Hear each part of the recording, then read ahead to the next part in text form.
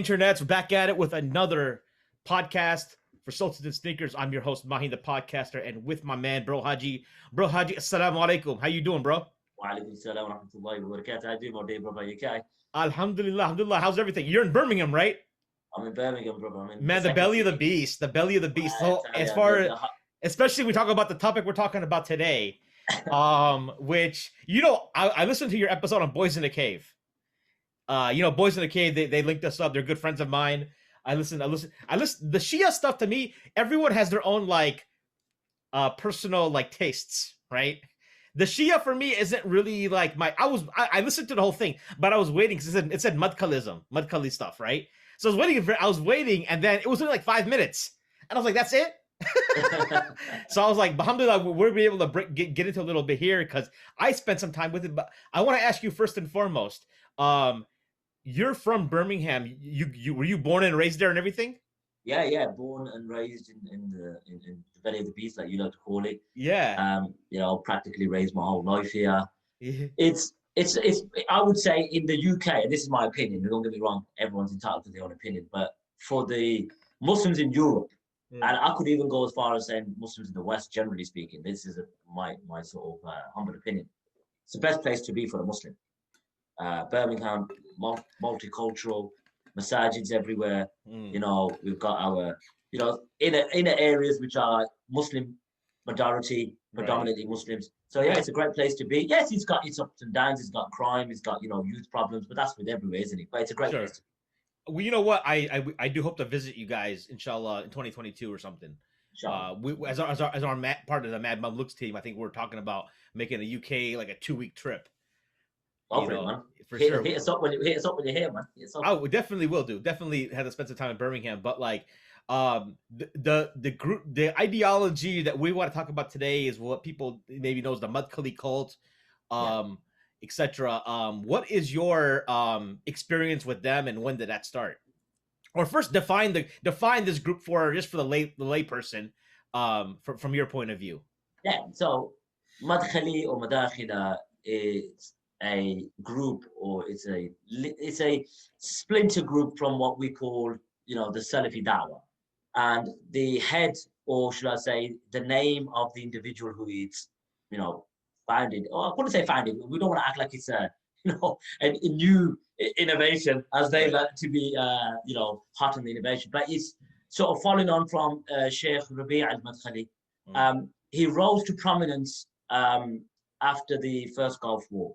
So his actual learnings and teachings, or shall I say studies, I think he studied with Sheikh Abdul Muhsin al-Abbad. So he studied, but then when the First Gulf War happened and the Sahwa movement, who were quite, aggressive in opposition to American boots landing in the Holy Land after Saddam's incursion in Kuwait.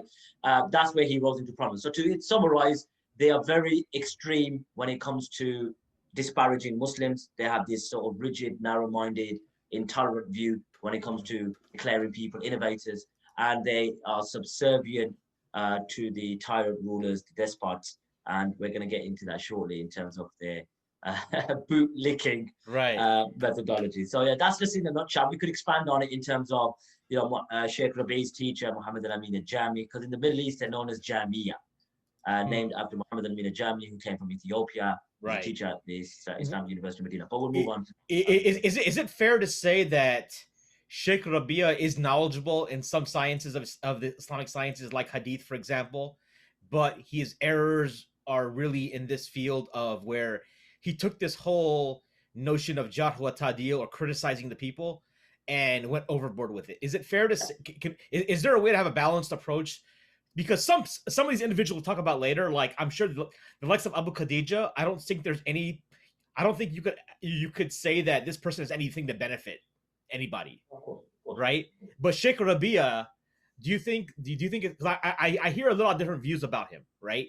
And when I was going through this movement myself, I always try to distance him from the behavior of the brothers that were known for causing the problems. In a way, what's your take on that? No doubt, Sheikh Rabi' is Hadallah is a scholar, no doubt about it. And just because we oppose his methodology in terms of harshness of those who he declares as innovators.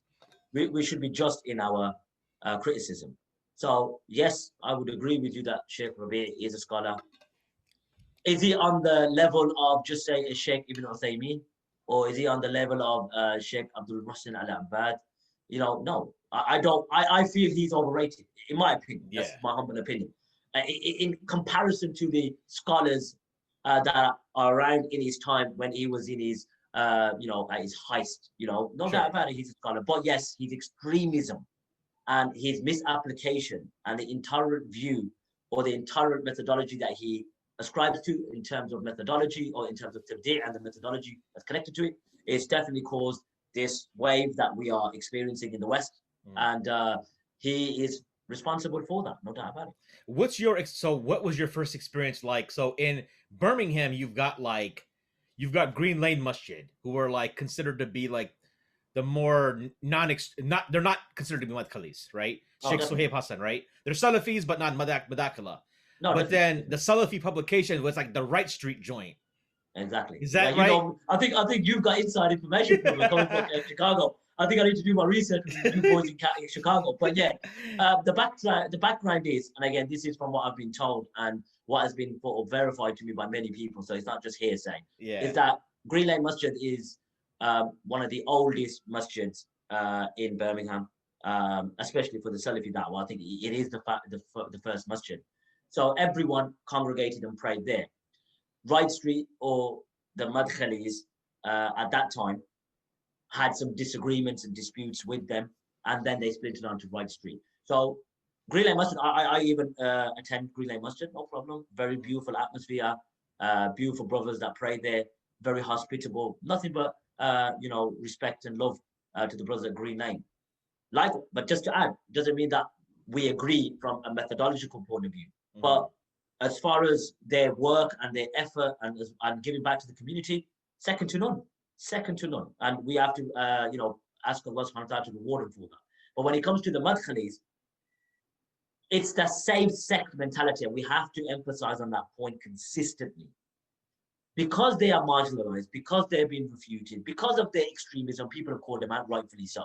Rightfully so, because of their aggression, destroying communities, destroying families, ultra harsh, intolerant. But at the same time, there are those who call themselves Salafis. Let's leave Right Street, who call themselves Salafis, who are not really Madakhila, but their characteristics are the same, their behavior is the same, but basically it's spotlight and power is the reason why they cannot congregate and unite with each other. So they don't just, this is what I have to be very, very firm on. Madkhalis are Madkhalism. They're the intolerant bunch, and they are well known and renowned due to that. Right. But there are those who are not Madkhalis, but principally and characteristics, they're exactly the same. Can you recall your first personal encounter, if at all, with the Madkhalis? But in Birmingham, we have what we call the city centre town. We have the city centre where obviously the stalls are out. So there's obviously, as you know, the Muslims, unfortunately, we've got so many different stalls. One message, but obviously one's part of the same sect. We're going to go to, we're going to be the blazing fire. Well, they're going to be, in Jannah, like they like to call it. We're the people of innovation. But anyway, so when I was young, I remember this. Probably about 17, 18, probably just under, probably under 20 years old. Walking in the city centre with me and my friends. And obviously, I'm not going to blame Abu Khadija for this. So let's be fair and just. So I'm walking, and naturally, when you're young, I wasn't that practicing then, and I just went up to a brother who had a stall.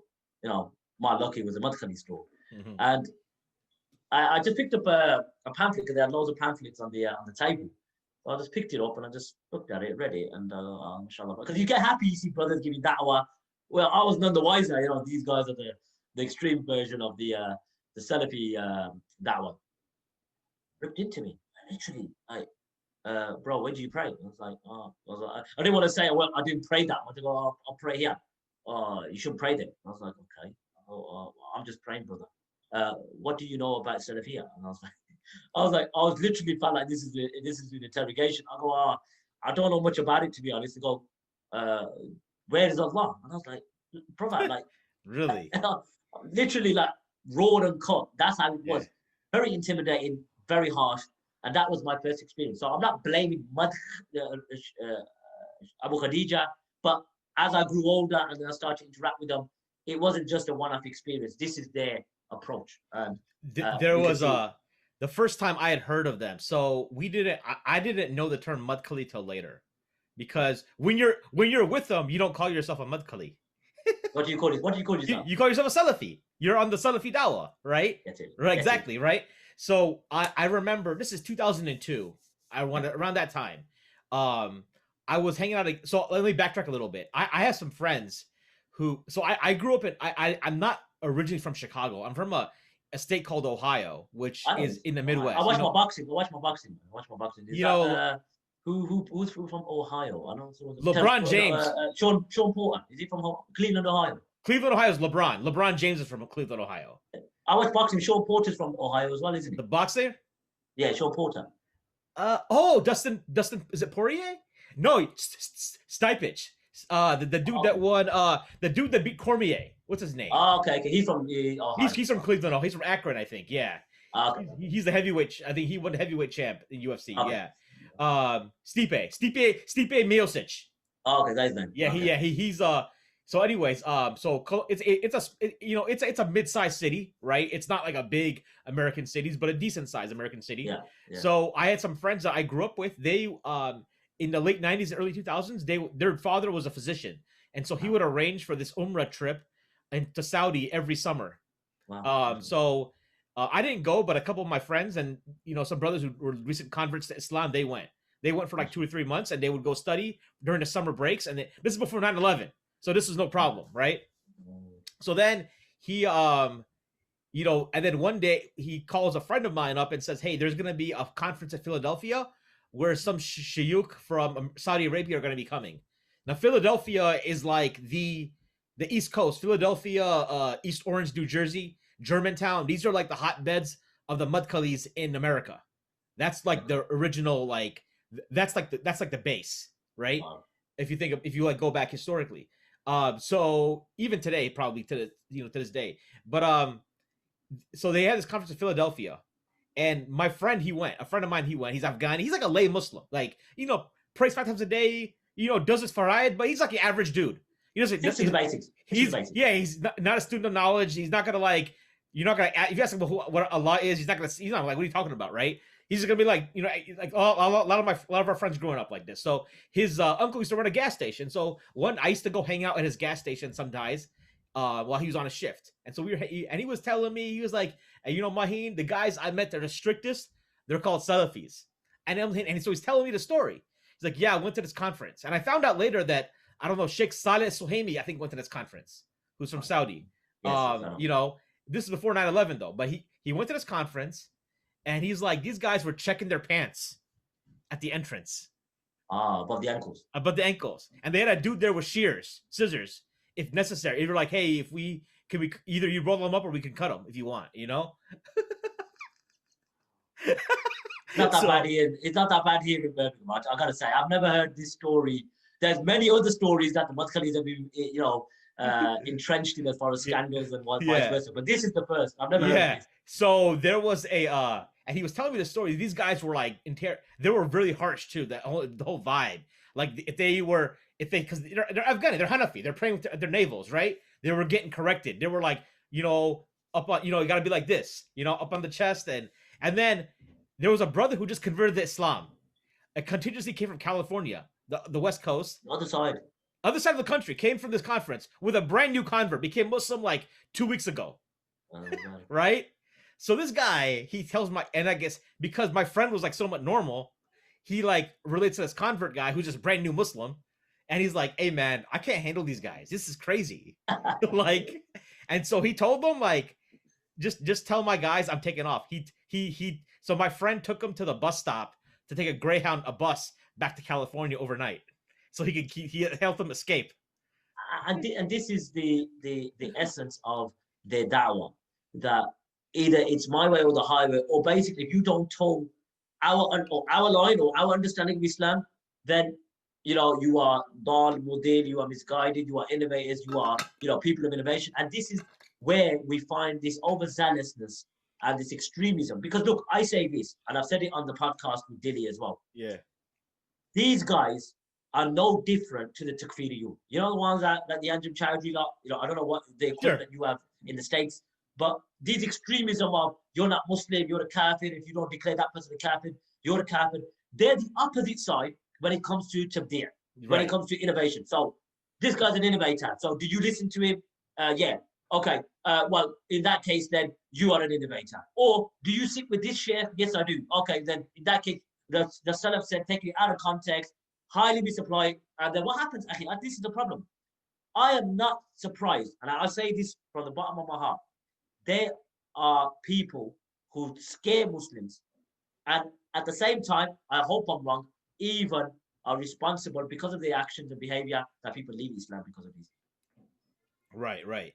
I'm actually gonna. So then my next exposure was to. So you're probably familiar with Al Maghrib Institute. I'm familiar with them, but I never listened to them. Okay, so I used to volunteer from them for about 12 years actually. Is that Yasser Qadi? Yeah. So even 2004 to 2016 roughly, right?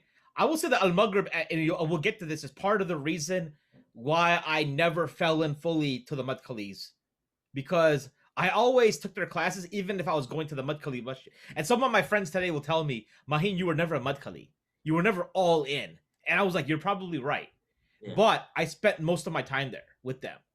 You know what I mean? And I felt like that's who I associated, and when I was around them, they felt like I was one of them. Does that make sense? Like I definitely you played a good role then, huh? Well, I think at the end of the day, I was still. I think at the end of the day, I was just being sincere. I wanted to take what was I felt to be authentic. Take the good. Yeah, what was authentic, what was accessible. So like I go to I was involved in Al Maghrib Institute. It started in 2004. So we had our first class in Columbus, Ohio, was coming, and we went to Cleveland, Ohio. Of all, we just mentioned Cleveland. It's a 2-hour drive up north to go promote it. We wanted to promote because it's the first time in Ohio, in the state, we're getting this kind of class. And so we walk into this masjid, and there's these old African American brothers, with like henna beards and everything. And so we were there before Maghrib, and they asked us, they're like, "Oh, you guys are from Columbus?" And then like, yeah, and they're like, "Which masjid do you guys pray at?" Interrogation started. And then well, it seemed to be friendly. It didn't seem to be like too bad. Like, here's what he said. He was like, we were like, oh, we like our Amir was with us, like for the local Maghrib tribe. He was like, yeah, we go to Masjid Omar ibn Khattab. And then he's like, okay, yeah. When we go to Columbus, we go to Masjid Sahaba because we're upon Dawah Salafiyah. Wow. And then that's when it triggered what my friend had told me at the gas station. I was like, I heard of these guys before. Yeah. But there was something about him that I respect. This there's something about him that was curious. It wasn't like, it didn't turn me off. You understand what I'm saying? Okay. And so on my way home, the brothers who I went with, they were more at the time, they were more senior to me in the MSA. We were MSA. We were back like you guys have ISOC, right? We were Muslim Student Association. Muslim Student Association. Yeah, we were MSA students doing volunteer work for Al Maghrib. We're driving back, and I'm asking these guys, like, what do you think about, like, what's the thing? And they were like, well, they had their like, and they didn't give me a good answer, to be honest.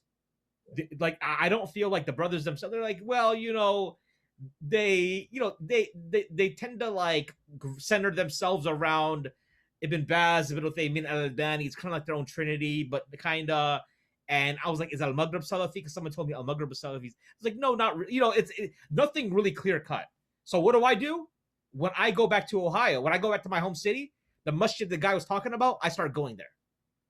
Masjid Sahaba. Masjid Sahaba. It's like, so if in America, I don't know how it's like in the UK, you will know like it's like the approved list of masajid. Yeah, we have that. Yeah. To go to and not to go to. Yeah. Well, it's pretty much like these are the ones that are upon the haq that we will give tazkiyah to, and everything else is kind of like enter at your own risk. You may not come back alive. So I remember I went there, and I remember the first time I walk in there, the first thing I see You open the door, and there's this flyer, a pamphlet says the 10 points of the Salafi Manhaj by Sheikh Ahmed and Najmi. 1, 2, 3, There 4, you 5, go. 6, 7, 8, 9, 10, right? Madkhali. Yeah. So I go in there, they have all the pamphlets and everything. Now, to be fair, I will say that these brothers, a lot of them were Arab speaking primarily.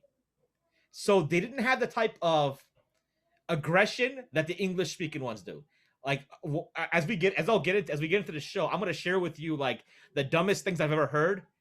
While I was That's what I'm here. That's what I'm here. most of them are from I'm here as a student. I'm here as a student and to laugh today, yeah? Right. But like so that was my initial exposure to them.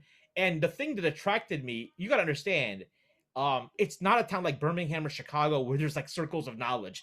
I can go wherever to go if I want to go learn the topic. Yeah, in Columbus, there's not that much going on.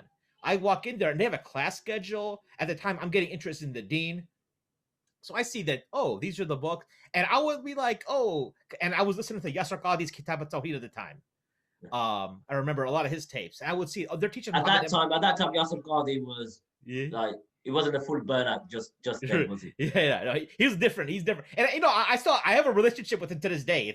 We have an interesting relationship personally, which we can get into because he comes into play here. He's part of this story. But I remember like you have the bottom line is they had classes and nobody else in the Columbus, Ohio area had classes, right? In English. So, and the class would be very basic. You go in there would be a guy who knew Arabic who would translate a book. It would be like Shar Usul Thalatha or Shar Sunnah, Barbahari, right? Shar Usul Sunnah. Yeah, right. So these are the books that they would talk about like for, and then maybe a night for reading Quran. So like my routine would be I would go to campus. I would because the university was only 10 minutes from the masjid. So I would do my work at school, and then I would go to the masjid around Maghrib or Isha time, and then hit up a class, and then go home. And that was my routine, right? But yeah, but a lot of the issues that I would ask about certain people, the thing is, this community was interesting. So a lot of the people who burned out from the East Coast, they moved to Ohio.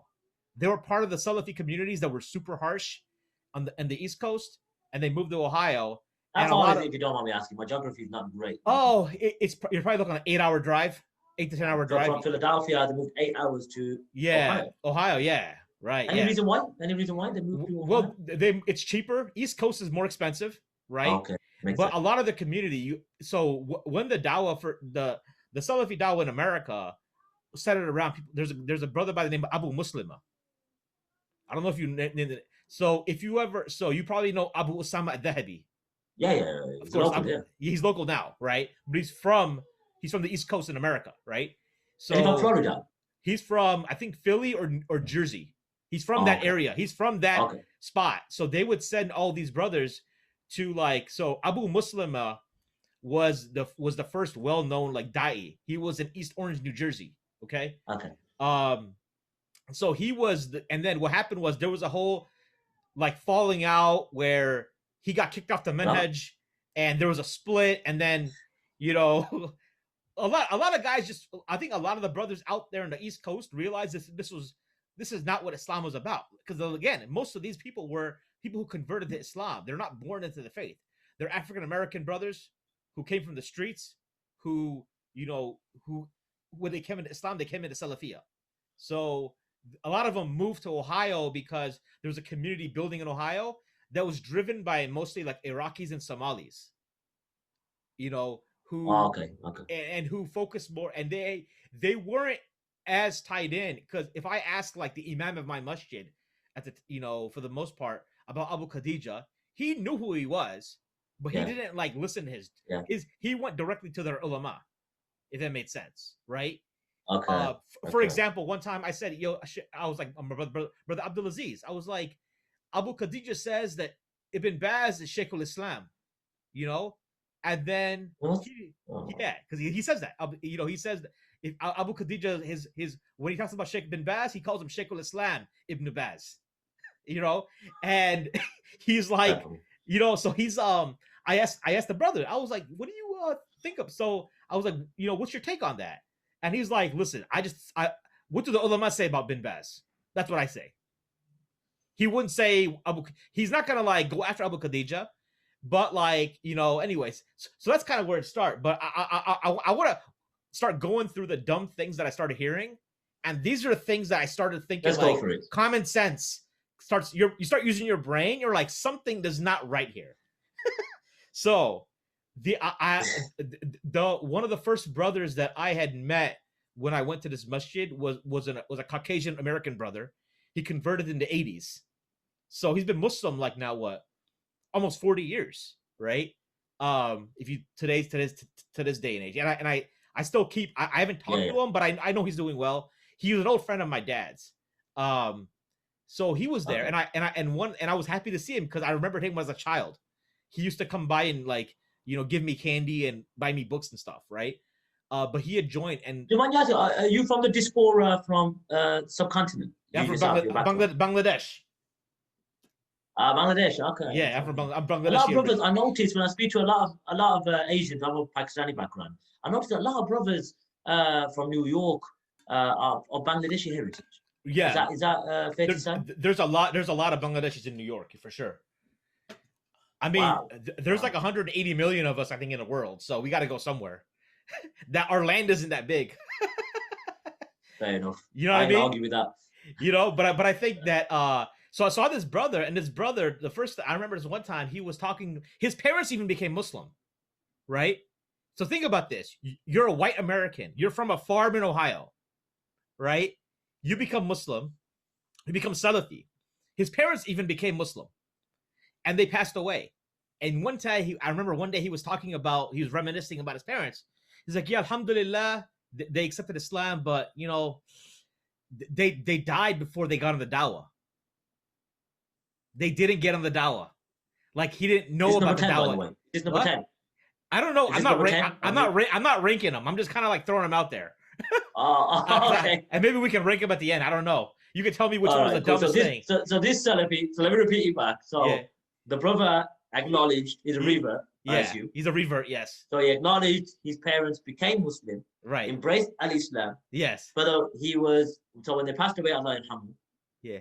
Both of them, or one of them. Both of them had passed away many years ago. Before he even knew about years ago. Before even he knew about the Salafi Dawah even.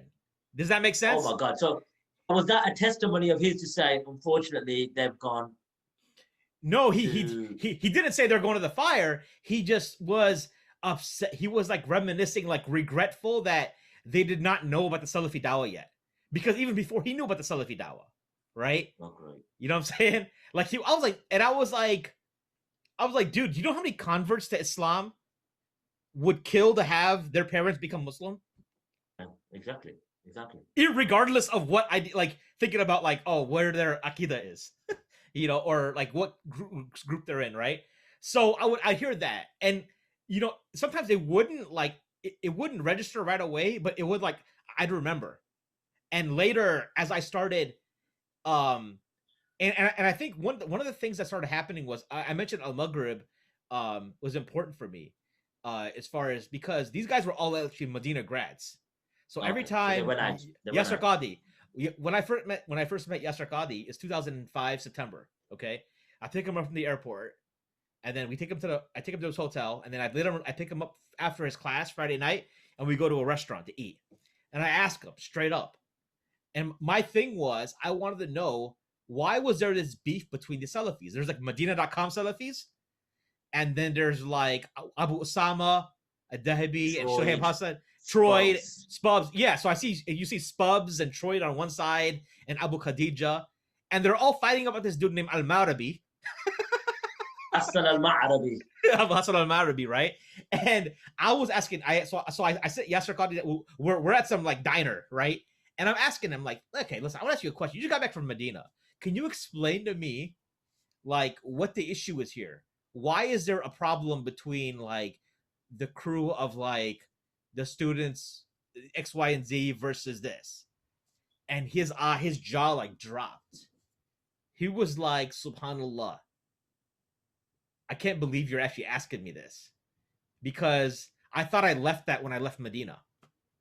Just to add as well, Yasser Qadi came out and reiterated or confirmed how he was oppressed by them at Yeah, Medina. he did. So he told me this 2005, and he would tell me, he was like, even like he said something to me. He was like, even the disagreements I have with people like Hamza Yusuf, they will never do the damage of these Wow. people in There you go. 2005, right?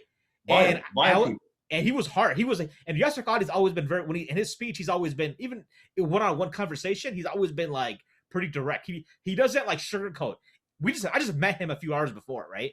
And I'm his driver for the whole weekend too. So and he's like explaining it. He's like, listen, these guys, I would give them salam. I would say salams to them, and they would just say wa alaikum. That's In what I Medina. said to you. Yeah. But did I say this to Mahin at the start? Yeah. They are no different Right. to those who would call you disbelievers. Mhm. They are near enough. If not, I would go as far as saying from their approach. Obviously, they're different because one is extremely to the other one. Right. They are both toxic, poisonous. And I say this here and now. Right. And if they're listening, like it or lump it. I don't really Right. care. Mhm.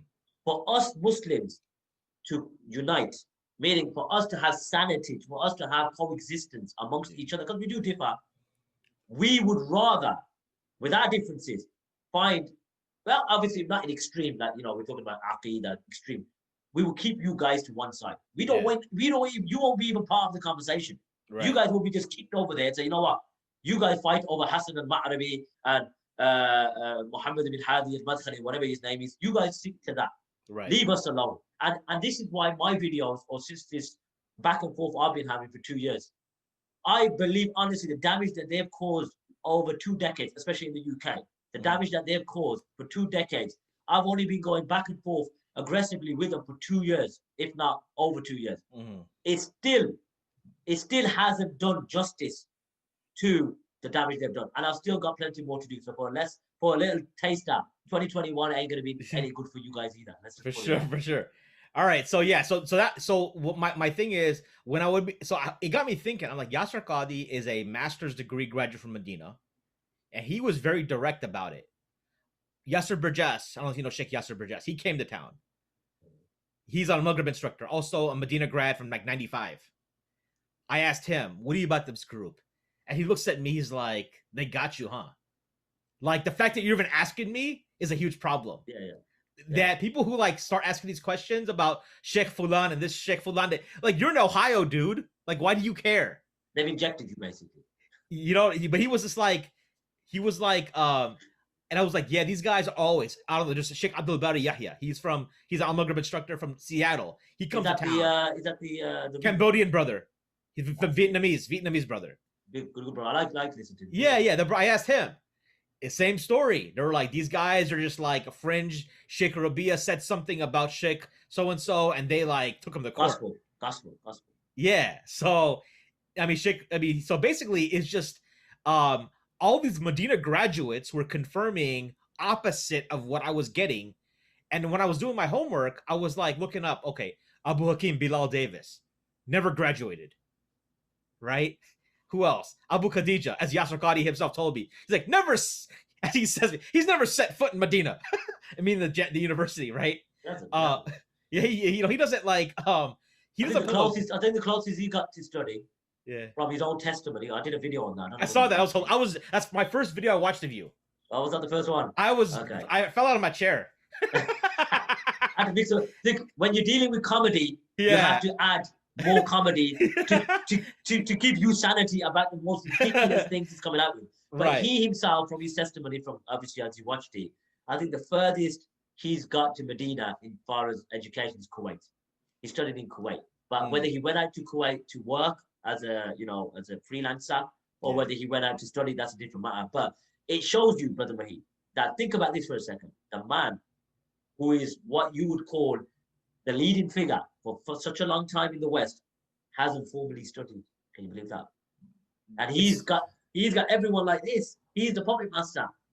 He controls everything. Everything runs through him. And yet the man himself hasn't studied formally or even set foot in institutes or universities to even smell the dust of even classifying yourself as a student. But anyway, all right. So moving on through the list, the next dumbest thing that I'll talk about. So we're sitting in. So this is normally how our Fridays usually on Yom al-Jum'ah, I would take my break from, I wouldn't, have much classes, maybe a class in the morning. I go to Jummah at the masjid, and then we hang out after, get some Somali food. So I remember we are hanging out one day, and one of the brothers was like, the Hizbis, they have like a lot of people who memorize Quran. They memorize, like, they have their madrasas and they do a lot of hifz and stuff, right? But their aqidah is corrupt. So what good is their Quran memorization? That's why we focus on memorizing usul al-thalatha first. That's what you said. Exactly. Yep. Allah. Now, I don't know what to say to that. Honestly. Are these all gonna be number one? Like, you can't like pick one of them. I can't. You know what it is? This one, I think, at the moment, anyway, it has to be the dumbest. I'll be surprised if anything can top this one. I'll be honest with you, Akhi. This will be honestly the most. Either the pen's been lifted from him, or he is on a super high of Super Salafism. When you get overdosed, when you have an overdose, God forbid, may Allah save us from any sort of drugs that can obviously ruin our mentality and our life and our family structure. But this, brainwashing, indoctrination that Usul al-Thalatha, by studying a book written by a sheikh, has more of a basis or virtues or success than memorizing the book of Allah Azza wa Jalla. Remember, acceptance and non-acceptance is in whose hand? Allah Azza wa Jalla. Right. Now, I could present a hadith. I'll give you a hadith just to show how ignorant this guy is. A Bedouin came to the Prophet ﷺ. Well, he doesn't say Bedouin. He says, Ja'a rajulun. A man came to the Prophet ﷺ. And the people saw him. This is a companion saw him. It's in Bukhari Muslim. I think in Muslim. That he had no athar, no signs of travel. So he came to the Prophet ﷺ and said to him, he asked the companions, where is the son of Abdul Muttalib? Meaning the Prophet Muhammad sallallahu alaihi wasallam. So they obviously directed the man towards the Prophet ﷺ. So to summarize, I don't want to make it lengthy because it's lengthy hadith. He asked the Prophet ﷺ various questions, about who raised the skies, who spread the earth, etc., etc. So the Prophet ﷺ said, Allah, Allah, Allah. And then he asked, has Allah sent you to us as a messenger? He did say at the start, I'm going to ask some questions which will be slightly harsh. The Prophet ﷺ answered all the questions. Then he asked him about, did Allah send you as a prophet? Did Allah order you to advise us that we have to pray the five pillars? Sure. Okay? All of that. Mm-hmm. So when the Prophet ﷺ affirmed all the answers, now I'm paraphrasing, just in case of Madkhali, that job, says, he ain't even quoting the hadith properly, because you know what these guys are like. Yeah, if they could say, what's the point of memorizing the Quran? We'd rather memorize Usul al-Thalatha. You can't put anything past these guys. Anyway, so at the end of it, he asked the Prophet ﷺ, he said, look, I'm going to observe the prayers. I'm going to preserve the prayers. I'm going to fast in the month of Ramadan. I'm going to make visit to the Hajj if I'm able to. And I will not increase upon it, nor would I decrease upon it. Awalan. He's just a Muslim, isn't he? Yeah. He walks off. Yeah. The Prophet ﷺ says, if he is truthful, he will enter Jannah. Mm-hmm. So all of the interrogation, the questioning, all of the things that you could ask, which we should know, not to diminish the importance of knowing about your aqeedah, knowing about Allah's names and attributes, knowing about, rububiyyah, uluhiyyah, and asma wa sifat. All of these things are important. Qadar, Jannah wa nar, all of these are important. But if a person sticks to the basics, as per the hadith, you will attain success. You will attain success. Now, Usul al-Thalatha, hold on, you have to show it to you. You've probably seen that little book that I've got. Yeah, I have so for those who are from the Usul al-Thalatha by Muhammad ibn Abdul Wahhab, the 3 principles of Islam, exactly. Right? And this is in connection to what you're going to be asked in the grade. Correct. Yep. Arab book, etc. Now, my response to this brother, may Allah guide him and guide us, is that memorizing the book of Allah Azza wa Jal, and the one that memorizes the book of Allah, there's many ahadith regarding the rewards that read the Quran, and the one that memorizes the Quran about having, the parents will have a crown, all of these ahadith. Right. How can you degrade brothers who are memorizing the book of Allah Azza wa Jalla? Think about that for a second. Let that digest. Mm-hmm. For what? A man-made book which you don't even need to memorize. Why do I need to memorize that for? Why? Now think about it. Right. Let's open up hard talk. Yeah. Why do I need to memorize usul al-thalatha? Their Why do I take need to would be because, like, well, you would need to. It's to understand the creed really Yeah. well. Yeah, but I could read it and understand it, but I don't need to memorize it. Yeah, but if it's not in your heart, it's not all the way. Does Well, it the count? book of Allah takes a back seat, and Rasul Thalatha is more of a priority.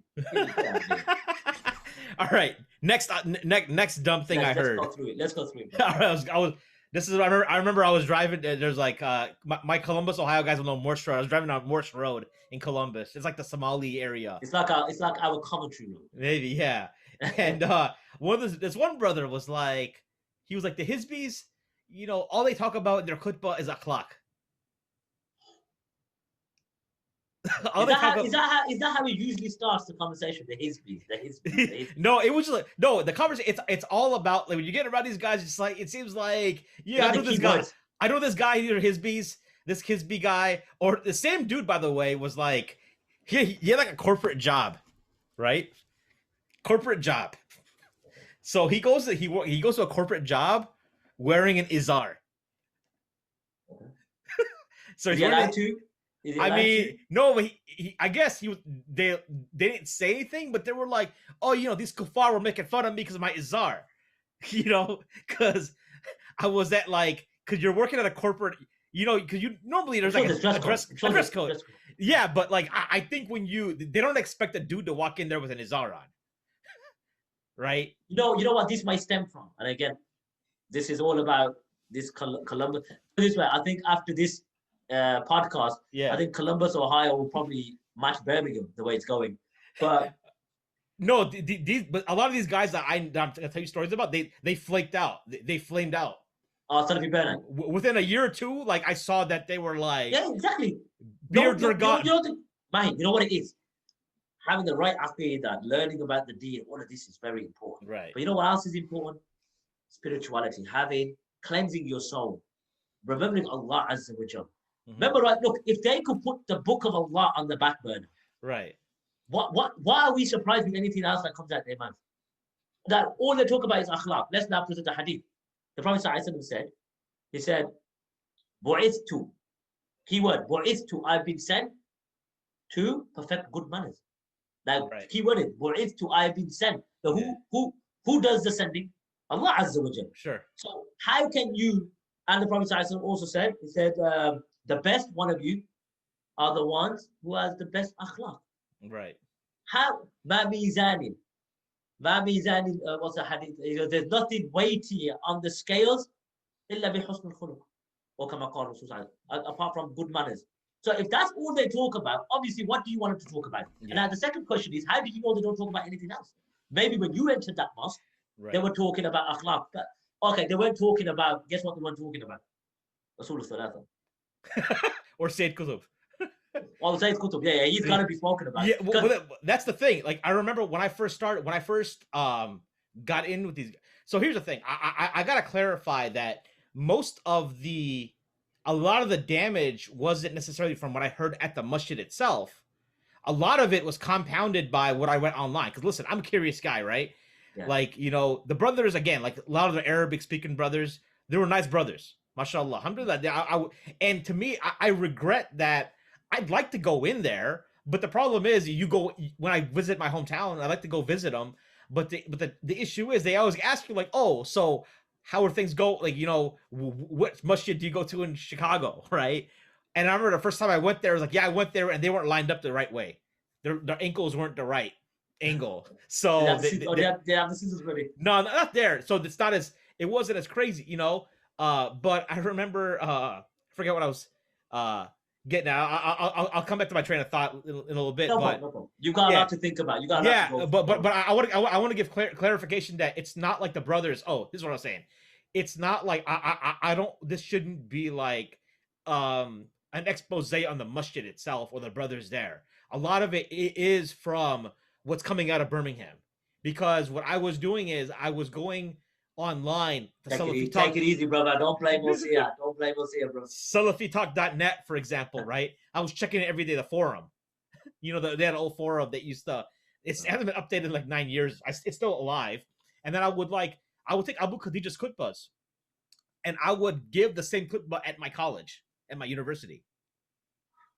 Yeah, I was like memorize because Abu Khadijah, I actually like. So first of all, you gotta understand, we Americans, when we hear a British person speak, we're impressed by British accent, so we automatically assume this person is like really intelligent. Likewise, we are fascinated by the American accent. Oh yeah. Yeah. So I hear Abu Khadijah speak, and he was like, and he would say something like, and know that there is no Ahlul Sunnah wal Jama'ah except they are Salafi. So if anyone claims to be from Ahlul Sunnah wal Jama'ah, and he's not a Salafi, then he is not Sunni. So he can be a Tabliki or an Ikhwani or a Sufi or the Ikhwan from the Ikhwan Muflisun, like the likes of Qaradawi. That no, they are not from Ahlul Sunnah. You've got it down to a T. Let me tell you, you've got it down to a T. Even I couldn't do a better job. You know, because I listen to I could do one better than you, though. You know which one I could do better than you? Ooh. Sunni Islam. I could do better. Yeah. So what I was doing was I would go to my lab and my engineering lab, and I was printing out all the PDFs. So I still have it in my house. Abu Adobe even PDF. Yeah, no, like from Abu Iyad. No. His name is Abu Adobe even PDF. Oh, yeah. Yeah, but I was printing all these so I was reading about the Kutubiyya, Bannawism, nobody gave me down. Yeah, you know, all this stuff like Maududi. The catchphrases. Right, and so I had like a binder at home with dividers, like color dividers, like Aqidah, Manhaj, They got you bad, bro. And I was just like, and I was like going to, and I would go to Troy. I went to Troy. I went to a conference. Canada. In Canada, yeah. You flew out there. I drove up there. My uncle, I have family lives in Toronto, so I went there to visit family, and then I took a couple days to go to their conference, and yeah, man, it was just like. Did you not come to Birmingham, Sharif? I've never been to the UK. I've been to I went to Germantown 2 years ago, but this is like recovery. I just went because I had to like check mark. I went with my brother, a friend of mine who was like an Ash'ari Sufi. We went there. I took him there, and we're both Maliki in fiqh, so we prayed Sadr there. Yeah, I'm Maliki fiqh now, Athari in Aqidah, right? So do you listen to our own Mufti Abi Layth? Oh, just for comedy. I think he's hilarious. He's hilarious. No, you know what? Behind the scenes, though, obviously we speak. Me and Abu Layth we got a good relationship. Yeah. As a person, yeah. And I always gotta say this because naturally I'm from Birmingham. I get asked. Sure, right. As a person, he's a very nice brother. Very nice. Religious views, that's a different topic altogether. Right. You could fill out another podcast with that. Right. But as a person, I'm got nothing negative to say. Very nice brother. Yeah, I mean, I've talked to him on Messenger. His Qadiani takes are hilarious.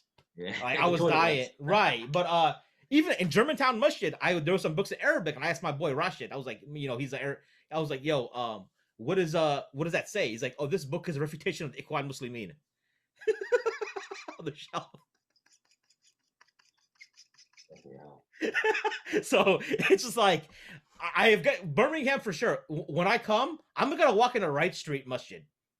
At your own peril. I just want to see what happens. I'm like, yeah, maybe someone will recognize me, but you know, I want to go down the list. So speaking of the next story, let's go. Just to add the Ikhwan Muslimin. I got a quote here. Yeah. There's a mufakkir Kuwaiti, Abdullah al-Nafisi, and he said, listen to this. He said that if Jerusalem announced, if the Ikhwan announced that Jerusalem is the capital, meaning that if Ikhwan Muslimin took Jerusalem, he said, سيتحرك كل قاعدة العرب, that all the Arab countries or all the Arab leaders will get together, will move to liberate it. Think about that. Nice.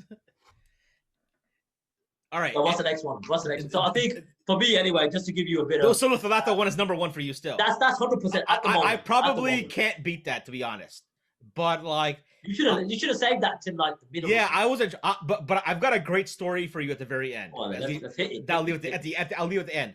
So talking about burnout though. Talking about burnout. Okay. There was a brother. So in around 2006, 2007, again, most of the brothers in our masjid were they didn't really when they came into the masjid, they would read Quran. They remember there were some serious students of knowledge there. There's a brother named Abdurrahman al-Yemeni, like a beautiful guy. You know, hopefully I could reconnect with him sometime. And he actually went to Medina. He had the nicest qiraat. He was actually Somali, but he grew up in Yemen. And so when he would come in, he would like be reading Quran, memorizing Quran, teaching the kids Quran. There wasn't like he's not caught up in the like the nonsense. There's a lot of guys like that who weren't caught up in the BS, right? But I remember 2006, 2007, there's a guy, this like South Asian guy walks in with this huge, he's about my age, huge beard, and you know, with a thobe. And he comes in and he's just like, we start talking and stuff. And then he just did he have like, a frown on his face? Did he have a frown on his yeah, face? for sure he did. Yeah, exactly. Yo. The telltale signs. So I'm not sure if you knew. So he turns out he was a friend of this guy named Maz Qureshi. Maz Qureshi used to be a translator for Troyd. He used to do a lot of the translations. Okay. Back in the 2000s. I don't know what he's up to these days, right? So, you know, so we could talk and stuff. We became friends. We'd hang out and stuff, but he was the always one with the big beard. The one with the big beard. Yeah, because we're the same age. We're both like only there weren't any there were very few South Asians in there in that masjid. Mostly like, a lot of Arabs, like some converts, like white. So as soon as you walked in, you said, "Kaise ho, you know? No, but it was like he was like a dude. He was from New York. You know, we would chill and stuff, right? So and he'd always be like, "Hey man, I got this new Troyd drop." Troyd came out with this new CD set about the Khawarij by Sheikh Muhammad al-Anjari, right? So the wizards. Yeah, you know, for sure. I mean, Muhammad, and these are guys you'd never hear. You ask people who actually studied, they were like, Muhammad al-Anjari, I mean, we don't know who that is. That's like Abu Khadija Sheikh, right? In Kuwait. Yeah. There was like Muhammad al-Anjari was always the guy that they would prop up a lot. So anyways, long story short is, one day, keep in mind, I'm plugged into the Al Maghrib crowd all the whole way through. I even went to like a Hamza Yusuf Zaid Shakir lecture because I was just curious.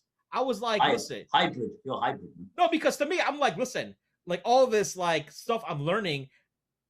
You're taking it in. I'm taking it in, but I'm also like, I'm not rectifying my own soul. If you understand what I'm saying, there's zero purification of the heart going on here.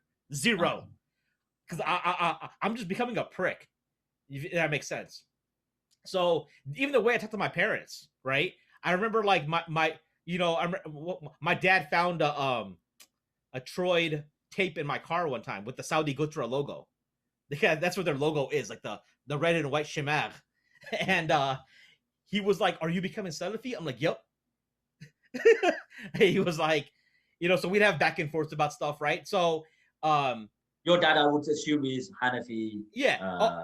These days, my dad's Salafi today. Back then he wasn't. Back then he was like Hanafi. Now he's got time on his hands, so he has time to go on YouTube and watch lectures. And there's this guy. Tell him to watch the Bro Hajji channel, and with that Hanafi, just adopt the Athari creed and call himself a Hanafi Athari. We're good. Yeah, but I don't think the Aqidah stuff is even like he's more like Madahib stuff. He's like, I don't understand why they follow Madhab, that kind of stuff. He's like Quran and Sunnah only kind of thing, right? So follow the strongest opinion. That's what he says to me now. But I think he's so what I realized. So anyways, this brother that I talked to, the South Asian brother, I'm at work one day. I used to intern at a medical device company. We used to make like plastic parts, and I get a phone call he had my work number because we were tight. He calls me up. This is how this is how the conversation goes. Yo, salaam alaikum. It's like, walaikum salam. It's like, alhamdulillah, akhi, how you doing? And I was like, alhamdulillah, I'm good. It's like naam, naam. I'm like, first of all, keep in mind, we don't speak no Arabic. But naam has to come out. Naam has to come out, right? Naam, naam. That's to show, look, nahnu ala al-haq. I'm like, okay, because I never was like that. I never was like, naam. You know, that's just like, I mean, overdoing it. You're faking it, dude. You're just like, yeah, of course. You know, and the over everything, akhi. So the statement was, it was like, this is the question, was like, hey, so it has come to my knowledge that apparently you have been promoting the likes of this individual by the name of Yasser Qadi. It's a very long-winded approach. And I was like, yeah, you know, I actually know him, you know, and I've taken his classes and whatnot. He's like, well, you know what the The ulama have warned about him. And I was like, okay. So what do you mean? He's like, well, Sheikh Muhammad ibn Hadi and Sheikh Ubaid al-Jabari, they warned against him. And then I was like, okay. I guess the question I would have is what gives Sheikh Ubaid al-Jabari or Sheikh Muhammad ibn Hadi the authority to say something about? Like, what did they, like, just because of that, like, I'm supposed to, like, throw his stuff out, right? Rather than, like, examining the verdict's come. You're sheep. Yeah. You got no brain capacity to think. Pretty you have much. to just listen and obey. Dude. You are indoctrinated. You ain't got no choice. You got to get rid of him. That's the last time I talked. That's the last time he was like, A'udhu Billah, and then he disappeared. But he didn't contact you after that. No.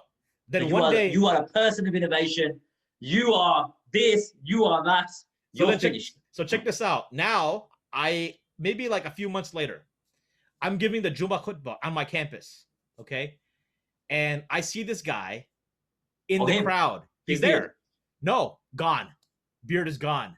Beard gone. Yeah. Beard is gone. Burnt out. I looked him up recently. He's an actor. Wow.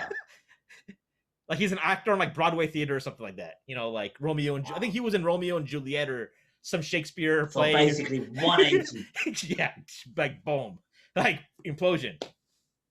But see, look, we are laughing, and so I'm going to get serious now. Yeah, this is the disastrous results and the effects of carrying this, harshness and extremism. You know what happens?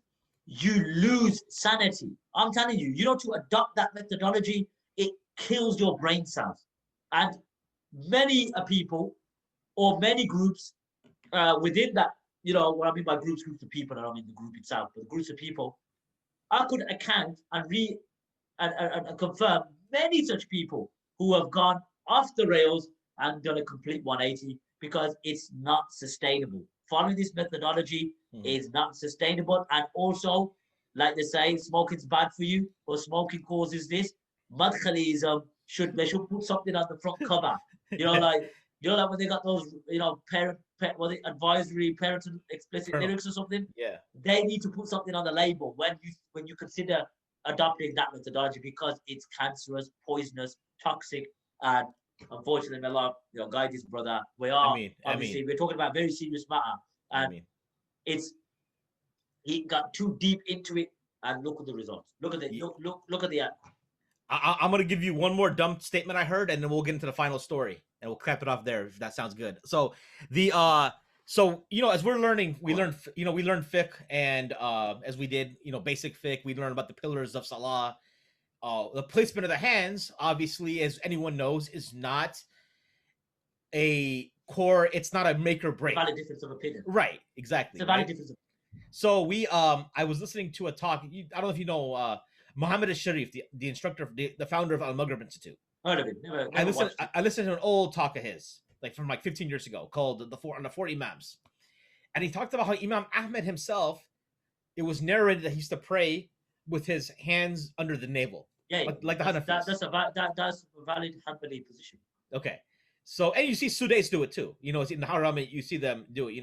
I think it's just above his belly button. Okay, but not like the way they're literally strangling. Right, exactly. So I remember I was because what often happens is like if you pray like Hanafi, if your tashahhud, if your finger only goes up during the tashahhud, they'll ask you after the salah like, oh brother. Like they will go to the bookshelf, pull out Sifat Sultan Nabi by Sheikh Al-Albani, pull it out, and be like, see the hadith is right here. Like, what do you got to say now, right? The way you doing it, you shouldn't do it that way, kind of thing. You're done for, basically. But I was having a conversation with his brother, and this was one of the nicer guys there, I would say. But we were like talking about like just theoretically, like the placement of the hands, right? And then he's like, yeah, but it's better to have it on the chest because that's what the sunnah is. And I was like, did you know Imam Ahmed was narrated that he prayed with his hands below the navels? And his response was, Astaghfirullah. Imam Ahmed was on the sunnah. How dare you say that? So like, this dude don't understand like the pillar of prayer. especially when it's from the subsidiary matters, it's from the Fara'iyya, it's from Right. the Bab al-Fiqh. So Mhm. there's athar, there's ahadith, that proves that the Prophet ﷺ prayed, and Sifat al-Nabi is a good book. Yeah. But to impose that Mhm. as if, look, I'm going to say it as it is. Imagine these brothers. They see your salat. They see you. First of all, you should be focusing on your own salat. That's first of all. Right. But secondly, is your salah more virtuous and in the eyes of Allah subhanahu wa ta'ala more accepted because your hand is there and my hands are there? You raised your finger and you consistently move it. I don't, and I sort of place it down. Allah looks at that salat more than mine, but your recitation, you might have made qira'at mistakes. You might not even fulfilled the what's the hadith of sujood that it says it goes umirtu an nasjuda, or kama qala umirtu an nasjuda ala sab'atin a'dam, that you're supposed to prostrate on 7 bones. So if you place your hands, just say according to the prayers you see me pray, or the prayer book from Sheikh al-Albani rahmatullahi alayhi, but you didn't even fulfill the fara'id of sujood, meaning that you're supposed to prostrate on 7 bones, your salat ain't going to be accepted. So it doesn't matter where you place your hands. You mentioned the Quran recitation. When I was in this phase, I was the MSA president, and then I resigned because I was like decided MSA was an Ikhwani institution, so I couldn't like be a part of it anymore. So I resigned. Is that because of the influence? Yeah. So wow. and then but one thing I did keep was like I kept the ownership of the Juma khutbah. Who could give the khutbahs on campus? I used to control that. So I made a rule that you could only give khutbah if you were from that masjid. The Madkhali masjid, yeah. Wow. Yeah, and that was a prerequisite. Huh? I made that rule. That's how I schedule all my khatibs from there. I didn't have anybody else. And so I remember one time the guy comes in, and he's like one of their main, he's like a translator for them. And he was butchering Surah al-Fatiha tajweed. He couldn't even get that. Wow. You know what I'm saying? But yet, yeah, he's memorized the Surah al-Fatiha. Don't forget that. No, I don't think he did that either. But he pulled, and it's funny, after the khutbah, like my friend goes up and makes an announcement, like one of the guys and brothers makes an announcement. Yeah, we have Sheikh Khalid Yassin coming to campus in a couple of weeks. And the guy pulls himself, yeah, Sheikh Khalid Yassin, you guys, he has issues. You guys should like not like promote his work. The same guy says the one that butchered Surah al-Fatiha. Correct. Yeah. Wow. Right. But remember, that's not important. No, you're being unfair. That's not important. That's not important, Akhi. If you're thinking from a Madkhali, your box-headed, institutionalized mentality. Right. Remember, butchering Surah al-Fatiha, what's the big deal? Yeah. But does he believe that this person is an innovator? Because if he doesn't, that's a problem. That's the problem right there. Not about the mother of the book. No. We don't want to worry about that. All right, so let me get into my final story here. This is kind of a long story. This is a story that a lot of people like actually talk about in like theory, but this really happened to me.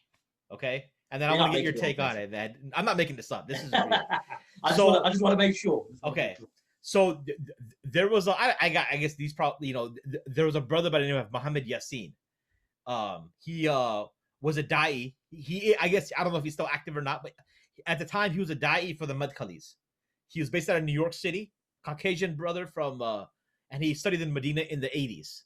Yeah. And he was I guess he lived in Bangladesh actually, because one of his wives no, he's white, he's Caucasian. Okay. But I think one of his wives was from Bangladesh. So he like spent time there and he would like go back and forth, right?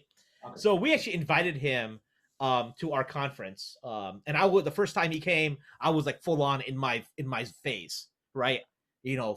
And I'm driving him around. You were certified on the sunnah. Yeah, and they asked me to be his chauffeur because I was Bengali, right? And I could and me and the one South Asian brother, because the South Asian brother and him knew each other from New York, right? Are you Sylheti or Daki? I'm from Madkhali, actually. Like you don't hear in the UK. Predominantly the Bengalis are from Sylhet. They're all Sylheti, yeah. Delhi Sylheti. Yeah. Okay. Yeah. So where are you? Where are you? Close to Dhaka or close to Sylhet? I'm more Dhaka. I'm definitely. I was born in Dhaka, but my family is from the south. You got beef with the Salafis. I mean, that's I'm only guessing. I'm only guessing. I don't like. To me, I'm like, I want to just join back with Pakistan because y'all got better food. Nah, I like Bengali food, no. Not y'all got like Nahari. Your Nahari is like the jam. No, but I'll tell you something. In the UK, you probably don't know. You know the restaurants, the Indian cuisine, like the desi food. You know who run them? The owners of those restaurants are mostly Bengalis and Bengali chefs. I believe it. I believe a friend of mine actually married a sister from London, and her dad like runs a restaurant. So Bengalis are like the Bengali brothers are like they got the restaurant game. Oh yeah, for sure. So this brother, I drove him around, and then he goes on his way, but he was apparently he comes back. He came back a year or two later. And at the time, I was moving out. So one of the things that leaving Ohio to go to Chicago has allowed me to break from them. I don't know if I was going to be able to break off if I stayed in Ohio. If that makes sense, right? Because it's a small town, right? You're going to see each other. That's my question. Let me ask you this real quick. Do you see like the Abu Khadija, Abu Hakim, these guys? Do you see them in the city? Are they? Birmingham's not that small. Birmingham. Oh, yeah? See, where we are predominantly based. In inner Birmingham, our areas are kind of connected. So, for example, if I went to just say the Commentary Road, the famous road where Green Lane is close to, because we have to remember, and I forgot to add that Green Lane. Remember I told you that it was probably one of the oldest mosques in Birmingham. Right, so the Madkhalis used to pray there. Well, obviously, their Madkhalism, the certified Sunnah, didn't come out at that time. Right. So when they broke off for whatever reasons, I don't even know to this day why they broke off. Obviously, I know their roots because they're not on the Sunnah, but meaning the underlying issues as to why they broke out. You know how far Wright Street is to Green Lane? Do you know how far when they moved out? I would say 2 blocks. I don't know about blocks. I'll make it into I'll sort of explain it in British terms. Okay. So basically, where Green Lane Mosque is, if you were to walk 5 minutes down the road, Wright Street's literally just there. That's about 2 blocks. 2 blocks. Okay, that is about 2 blocks. Yeah. So that basically they went from the center was here and this is there. Yeah. So they've got no choice but to sometimes meet each other. Yeah. And even Salim al-Tawil, the Kuwaiti scholar Salim al-Tawil. You heard about his story before you go into the story. Like he basically was invited by Green Lane. No, he was invited by the Madkhalis, the Madakhila. Okay. And he was there, so obviously they invited him. They obviously hosted him. So one time he just went for a little stroll himself, went to Green Lane and prayed. Yeah. Now one of the students of knowledge recognized him and goes, "Sheikh, give us a khutbah min fadli." So he goes, obviously, this is one of the houses of Allah Azza wa Jalla. I'll give a khutbah. Sure. Obviously, word got out. Word got out to the Madkhalis. So the Madkhalis were happy to go, "We invited you. How could you do this to us?" He goes, "Okay, hold on here. I went to the house of Allah. I prayed and I gave a talk. What's your problem?" You go, "But it's beyond." Yeah, exactly. So yeah, kind of what you said. All right, so so he comes back. I meet him for the second time a couple years later, and I'm on my way out. Like mentally, I'm leaving this group. Right, I'm gonna move to Chicago. I had a job lined up, but I was gonna make a trip to Bangladesh, for some relief work. There was a cyclone there in 2007. So I still was in their circles. I was still going. They were like, "Hey, Maheen, can you help? Like with picking some guy up or something, or I'll just drop in real quick, say salams to the brothers, So I see the brother there, and I'm like, "Hey, I'm going to Bangladesh," and I was like, just making small talk, like, "Yeah, so where are the Salafis in Bangladesh, right?" Because I still consider myself a Salafi, right at the time. Even now, not today, I wouldn't. Oh, not today, sorry. But 2007, I still did. But I was like, this whole Madkhali, this cult-like thing, was just like, it's not getting anywhere. It's ridiculous, right? Yeah, exactly. You try to see the true colors. Yeah, for sure. I was just like, I was exploring the idea of a madhab. I was always interested in the Maliki school, even back then. But I was like, I still was making small talk with the brother because we were on good terms, and I was like, I'm going to Bangladesh. Like, where would you recommend? Is there like a Salafi spot in Bangladesh? And he's like, well, there's not really there aren't real Salafis at Bangladesh. They're Ahl Hadith. They're Ahl Hadith, they call them. And they're close, but they're not all fully Salafi. Okay? And so he gives me direction. He's like, okay, there's a place called Muhammadpur. It's a place in Dhaka. And I'm like, okay, if you go to Mohammedpur and then get a cab, get a driver to take you to and just ask around. There's like a he kind of gives you the direction. It's like there's a ask for the Ahl Hadith Masjid. And then what he'll do is he'll first take you to the Shia mosque. Because the Shia don't do the Mawlid either or something. So people think the Ahl Hadith and the Shia are the same thing. And so they'll first take you to the Shia mosque. And if it's a big mosque, it's the Shia mosque. So tell them no. But the Ahl Hadith Masjid is around the corner from it. So he gave us a directions kind of thing. And I was like, obviously, I'm in Ohio. I've been to Bangladesh in like 10 years, right? So, so I'm like, all right, I'll give it a shot. I'll see. I remembered it, right?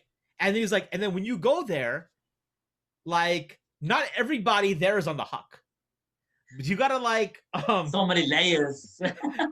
You gotta go find the mueddin. His name is Firdaus. You go talk to him. The mueddin, you need to go check in with him. Yeah, he's the guy that he's the guy that's straight. The other people will just come and go, whatever, right?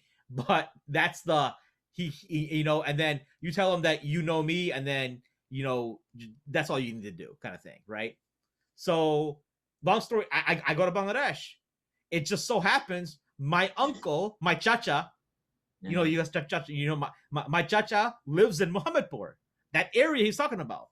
And he had assigned my cousin to take me around Dhaka, kind of like taking me around wherever. My cousin was he on the manhaj? That's the question. No, this it's funny because when I went there, I would say I mean out loud.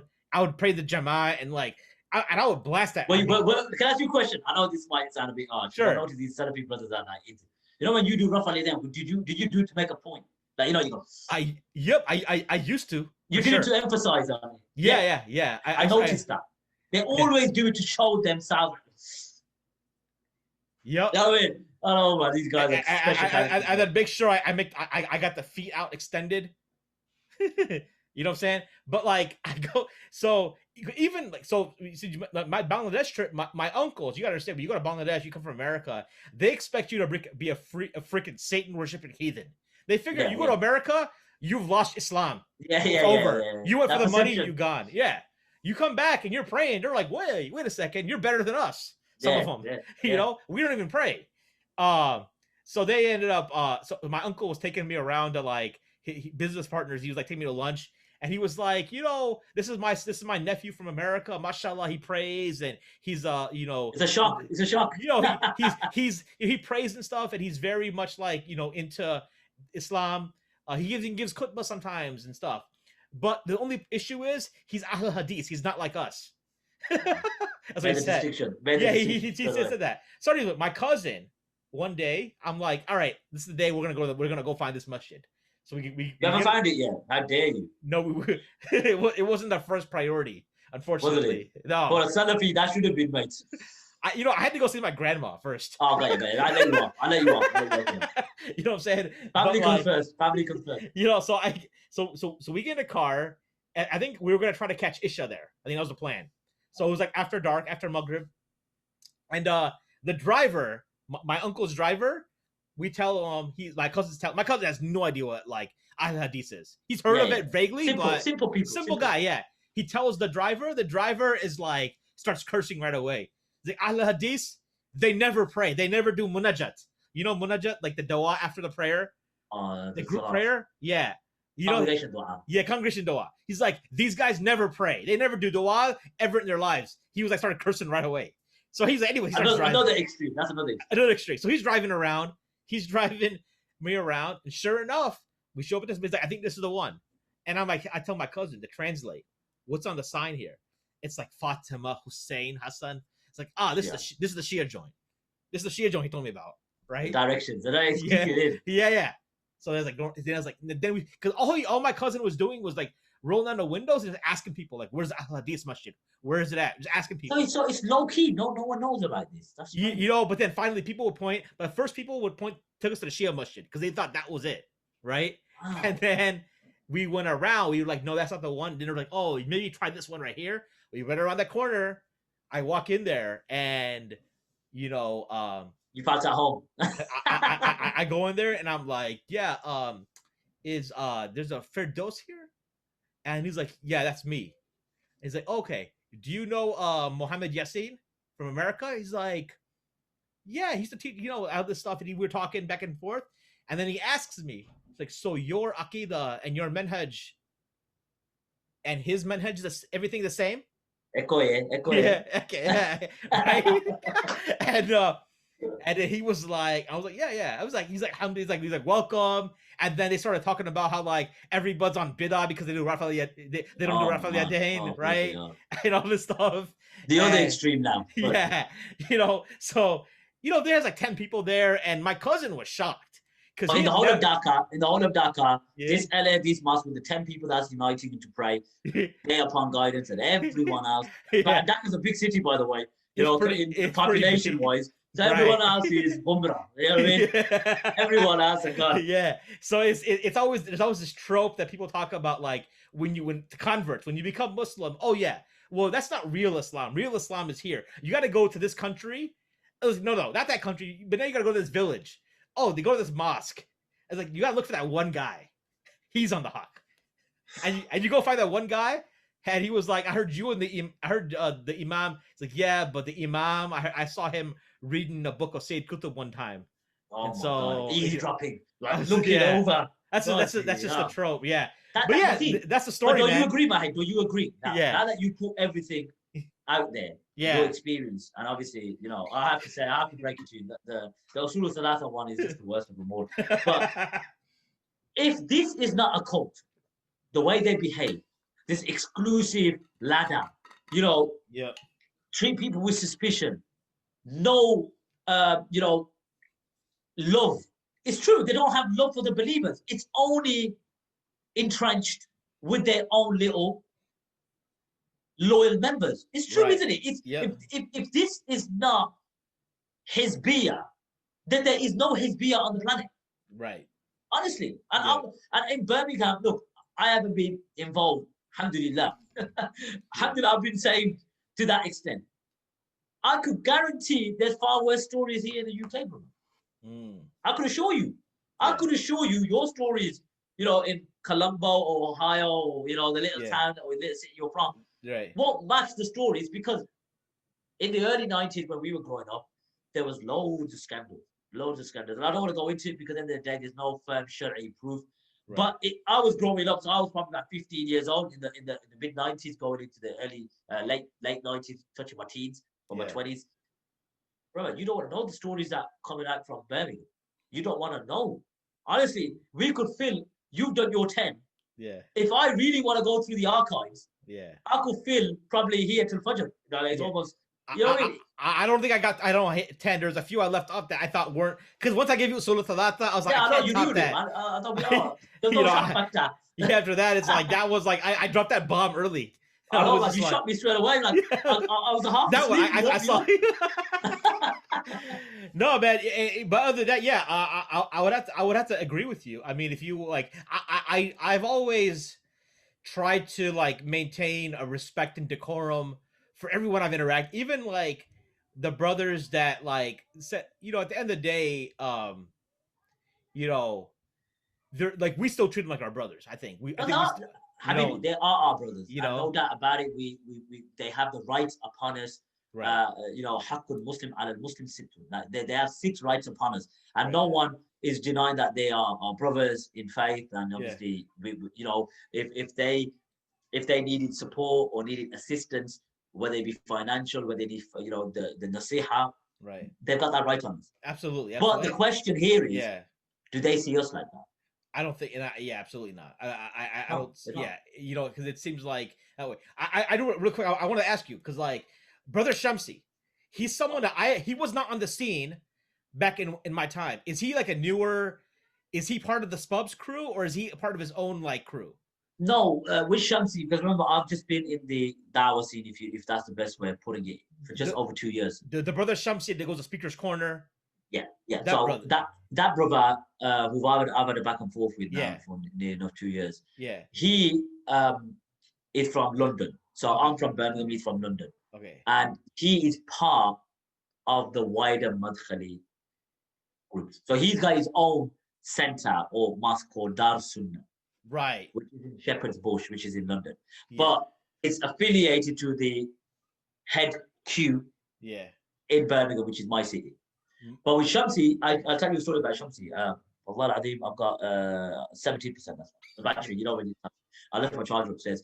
But when we had this back and forth, obviously, we've always, there's not been any bad blood between us. It's just been an academic dispute. He feels I'm a Khariji for whatever reason. And obviously, I feel he's, you know, a waste paper, a bootlicker, but that's a different, that's another topic. But Right. I'll tell you a story that shows you how aggressive and disrespectful and just sectarian they are. I seen Shamsi after about 10 months. Yeah, like, no, over a year. I went to Speaker's Corner because remember where I'm from, to get to Speaker's Corner, it's about 2 hours drive. Right. So I went to Speaker's Corner and I finally approached him and I said, let's have a debate. And it didn't happen for whatever reason. So now I was just trying to, harass him, if that makes any sense. Sure. And in the end, I got speaking to him. I said, off camera, leave the camera. I don't want to do it for show. I just want to speak to you. I want a civil discussion with you. He finally agreed. I took him to the side. We spoke, obviously, al-majalisu bil aman, the private gatherings is private. It's a trust. Right. But what I can say is this was public now. So we're walking back. It was a waste of time. 20 minutes of wasting my time talking to him. I'm walking back now. We're talking as we're walking back. And I go, all right, Shamsi, salamu alaikum. I put my hand out, completely ignored me. I go, Shamsi. And he just walked, and he walked off. So I spoke to one of his brothers, very good brother. He's very polite. And his name's Anwar. And I go, Anwar, what the hell's this? Like, I'm shaking the brother's hand and he just completely blanks me and walks off. He goes, just leave it, Hajji. I go, leave what? I go, I'm his brother. I go, we're Muslims. He goes, just leave it. This is the point. When I was emphasizing on the 6 rights of the Muslims, I say, Uqsumu billah al-azim, if Shamsi was in need, or even Da'wah man, or any Madkhali to that matter, if he was in need, desperate, and he wanted support, whether it's financial, depending on my means, and he needed advice, as a brother, I'll be willing to give him that. But unfortunately, we can't say the same, and they won't reciprocate. So is Dawah Man in this? So I did look up the Dar Sunnah Masjid because I looked up some of the people from Ohio that used to like give durus are now giving durus in that masjid in London. Oh, they come from the States too. Yeah. There. Uh-huh. Wow. I don't know that part very well. I just know of the Dar Sunnah. I don't know who's there. Yeah, like who are the people, some of the dua. Yeah, I don't know. I see some of them like the imam who was the original imam when I first went to Masjid Sahaba. He gave a talk at the masjid at the masjid in London. What's his name? Abu Muhammad al-Maghribi. Yes, I've heard of him. Yeah, he's Abu Muhammad al-Maghribi, then Umar Quinn. Oh, is that the Abu Muhammad al-Maghribi with all these controversies? With Masjid. No, so there's Abu Muhammad al-Maghribi from like the Daesh. Not that guy. Obviously. Okay, obviously not. No, the name rang the bell. Yeah. But no, I mean, just to get but like, yeah, they're good stories at the end of the day. It was experience in my life that I don't think I would. Obviously, I don't regret my experience. I think I wasted time for sure. I mean, I would have been better off memorizing Quran instead of reading refutations of Sayyid Qutb. But it is what it is. No, but look, it's a journey. It's a phase in your life. Yeah. Where you have to sometimes undergo changes. And what I mean by change is not just completely go against your principles, but when you have these experiences, you really know the dangers of such people when you're inside. I can only tell you what's written in their PDFs and the way they behave and Speaker's Corner. But you've been actively involved in their circles. You've got what you would call inside intelligence. Yeah. And this intelligence, what I mean is not intelligence in a way where you're gonna, use it against them, but it's to warn other people of the reality and the dangers of following that intolerant behaviors, conduct, and even worse, disrespect and suspicion of your brothers. So we ask Allah subhanahu wa ta'ala to rectify our hearts. May Allah guide them and guide us. Who says we're free of errors? Who says we're, we don't claim to have the golden ticket. We don't believe that we are guaranteed Jannah. We're Muslims one day, with Allah's mercy, we're going to enter the gardens. But we have to fulfill our rights as Muslims and and obviously worship Allah subhanahu wa ta'ala as he deserves to be worshipped, and follow the sunnah of the Messenger sallallahu alaihi wasallam, and obviously unite our hearts. Yeah. And real quick, where can people find out more about you? What's your YouTube channel, or where are you active on? My YouTube channel is Bro Hajji, Okay. BROHAJJI. Facebook, the same, Bro Hajji. Instagram, Bro Hajji. Twitter, Bro Hajji. So yeah, subscribe to the channel, and follow me if you want. Make dua for me. The content might be slightly comedy, so if you don't know nothing about me and you just click on one of my comedy videos, just prepare to not fall off the chair. That's what I'm gonna say. And for you can obviously, if you have any questions or comments, you can email me at info@sultansandsneakers.com. Make sure you also subscribe to the Mad Mamluks for our other content. This channel, obviously, for the masses, but this is a topic that I knew my co-host at Mad Mamluks necessarily didn't have the experience with. This is going to be something that like it would only make sense for me to have this kind of dialogue back and forth. So hope y'all enjoy. I had a lot of fun. This was a fun episode to record. No, definitely, I enjoyed it, man. It's 11:15 in the evening, but it was worth it, man. It was looking forward to it.